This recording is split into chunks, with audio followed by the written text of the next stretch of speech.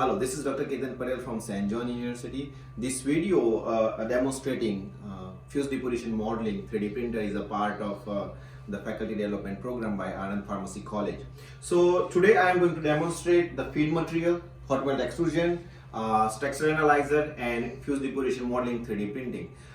During my talk, I have already discussed about different types of 3D printing, SLA like SLS, inkjet 3D printing and all that, the advantage and disadvantage of 3D printing, their applicability into different industry and the future perspective of the 3D printing. So that everything I will cover during my talk. 3D printing, I think, used since very long for automobile, for toys, for architectural purpose or medical device.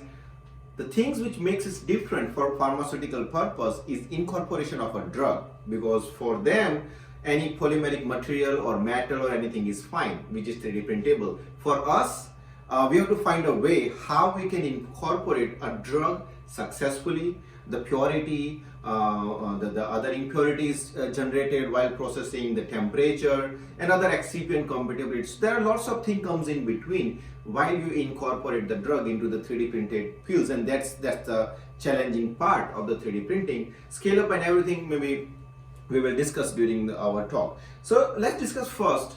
There are different feed material as we go through the SLS or SLA 3D printing or inkjet 3D printing.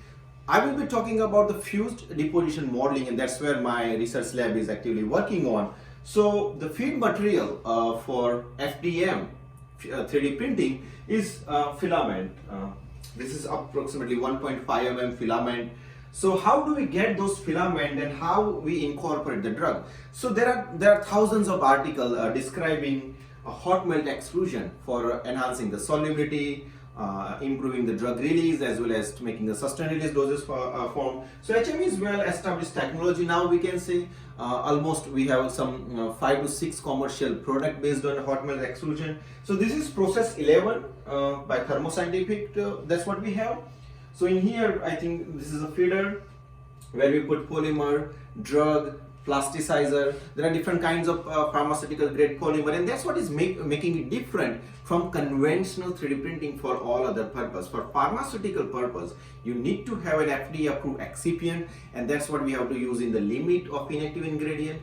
And so far what we know is like HPMC, polyvinyl pyrrolidone, polyvinyl alcohol, the eudragets, and that kind of polymer we usually use. The key is the miscibility of a drug. So when we do this processing, it is ideal that the drug is molecularly dispersed or it is in amorphized state within the polymer. So we can adjust some processing parameter like temperature for different zone. There is almost 7 zone, and then we can adjust the different temperature based on the TG of a polymer, melting point of a drug, and at the same time there are material attributes like the polymer and the drug chemistry and everything, the solubility parameter plays in between. So the first part of the FDM 3D printing, you should have a nice polymer, drug polymer mixture which are miscible and gives you a transparent, nearly transparent filament where your drug is evenly distributed or molecularly distributed. So with that processing, we get the filament of continuous. We get the filament of 1.5 mm. We cut into appropriate length. And this filament, based on the drug, this is a coumarin loaded filament. So some of them are more flexible, some of them are brittle, some of them are very hard based on the kind of polymer, kind of plasticizer and kind of drug. So that's what we have to play around, and this is the first step, that we get this filament of appropriate or desired attributes that can be printable using 3D printer. So we will move on to the next step. So this is the second part of fused deposition modeling 3D printing. It's advisable, not necessarily you must have it, but it's recommended. So what is recommended here, that the filament you get from hot melt extrusion is brittle, it's elastic, or what kind of property it has. So usually we check the tensile strength, Young modulus, elasticity and everything, because we have to feed this drug loaded polymeric filament through the feeder or the gear should easily accept the filament and melt it and print it. And that's where you need a filament which you can print easily, reproducibly, without blocking the printing gear. So this is the machine texture analyzer. That's where we measure this is a 3-point bend test setup where we break the filament and we check all the strength associated with it, and then we pull it to check the elasticity of it, and we measure the force or distance curve and everything. So this is kind of a filament where we can say it's brittle. When you just touch it, you can break it without any effort. And this is the risky filament. If you put it into the FDM printing, it might break without printing the material. It might block the printing nozzle. On the other hand, this is like a shoelace. It's too rubbery. So this kind of filament, and if you, I'm not sure you can see it clearly, the drug has been, or a plasticizer has been precipitated out of the filament. The surface is so rough, and this is like a very flexible.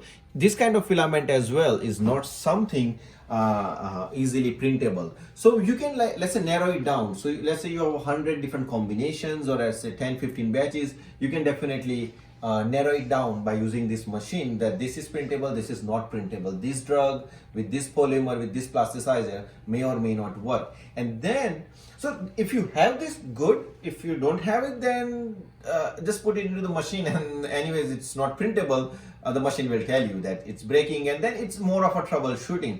But the worst part is if you block the nozzle, you have to buy the heating block again, and then you have to open the machine, then you have to feed everything. So the cleaning is time consuming, and that's where if you have this, it will save some of the time, and you can see, okay, this is the strength, these are good for 3D printing, and you can save lots of time and as well as resources and material as well.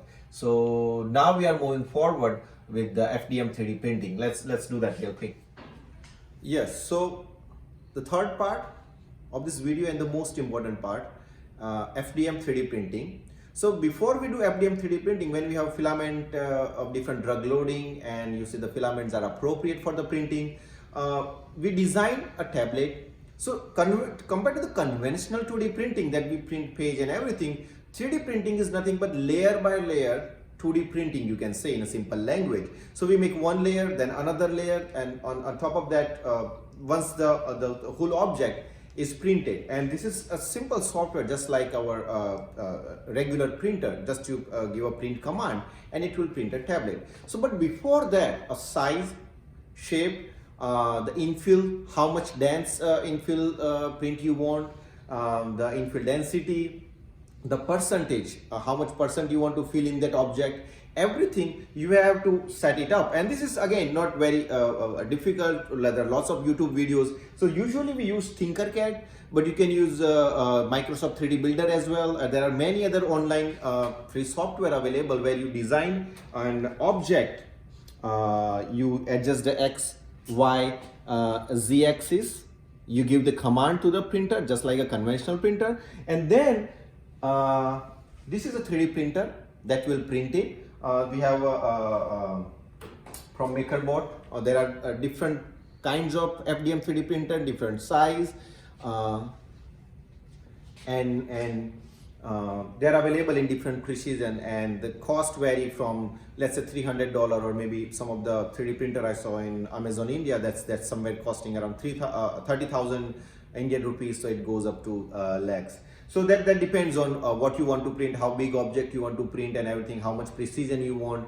But this is the 3D printer we have here. So once you design, it will export your object as a .stl file, and it depends on software and everything. There are different kinds of file version available, but we usually use .stl file. We feed it to the machine, and machine will, just like a regular 2D printer, it will print the object into 3D. Before I move forward, I would say I have hardly printed 10-15 tablets, and I have seen someone printed, but then I will, my graduate student Siddhant will be more expert. He can open the machine and he can put it back. So I would recommend then Siddhant can talk about it, so he can give you a better idea how this 3D printer works. And it is really a very versatile technique where just by changing the infill pattern, just by changing the infill density. If you keep the composition same, you can vary the drug release. That's the biggest advantage. If you want to make immediate release versus sustained release, we know it, like with the conventional tablet, bilayer tablet and everything, modified release tablet, we have to change the composition. Over here, you can keep the filament composition same, just vary the printing pattern, just varying the infill density, and you can alter the release of a drug, and that's how you it gives a more personalized therapy, and that gives power to the pharmacist, and that's more of a futuristic and biggest advantage of 3D printer. So I'll call Siddhant and he can explain you this, and we will show you one of the printing of one of the tablet. Thank you, Dr. Patel. Firstly, I will start with going over the hardware of the machine. So let's get to the basics. Firstly, I would like to show you this extruder assembly. So in every FDM 3D printer, there is an extruder block. If you see, this is actually from a dual nozzle FDM 3D printer. And as you see, there is a fan assembly, there is a guard, there is a spring, and in that spring there is a gear within that spring, which then goes down into this stainless steel plate and a heated jacket and a nozzle. So how this thing basically works is, you take a filament, you put it into this opening, and then you press the spring, that's to put the gears into motion. Once that's there, the material starts moving down towards this section, towards the Allen nut. If you see, there is a silver colored nut there, and as soon as it starts melting, this is where it will start melting the material. And this nozzle, it's 0.4 mm. So you can also put you get different nozzle sizes. They vary from 0.2 to 1 mm, which is an addition you can do to manipulate. Say you want an immediate release, then you can probably increase the nozzle size so that you get a thicker filament, increasing the surface area. And then the material would be deposited from this nozzle. Coming to the other two important parts, one being a spool. So basically in commercial 3D printers, this is a pool of polylactic acid, which is a commercially available polymer, and this is the build plate. So this is the surface on which the material will deposit, and then you can collect it by scraping it or by just pulling it from the build plate. So as Dr. Patel mentioned, we work on fused deposition modeling 3D printing. This machine that we have here is a MakerBot Sketch, which is a 5th generation fused deposition modeling 3D printer, just launched in March of 2020. So now I am going to give you guys a demonstration of a preloaded tablet template that we have here. So as you guys can see, there is an interactive touchscreen on the side.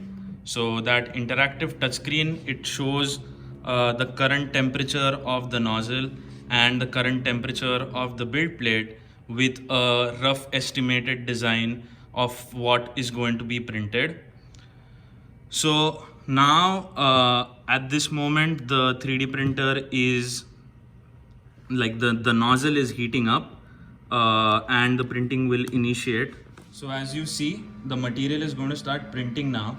The first step that the printer does is any residual material that it has within the extruder block, it will remove it, and it's a good sign for the the person who's printing too, that we are able to understand whether the material is flowing properly or not. Now, as you see, based on the principle of fused deposition modeling, the material is printing in a layer by layer fashion, and right now the infill pattern on this is diamond fast. Dr. Patel, I think, will go over it during his talk.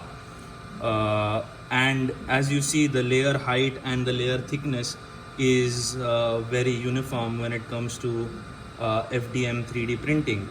So on an average, a tablet or a caplet with a size of around 10 to 12 mm, length of 10 to 12 mm, would print approximately between 1 minute to 1 minute 30 seconds.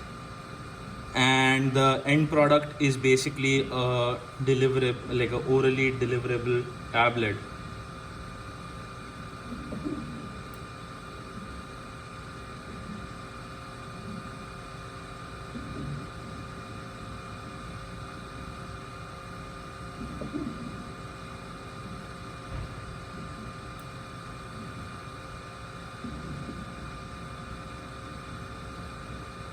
As you can see, first make the edges, then provide infill based on what pattern you choose, and then it closes up.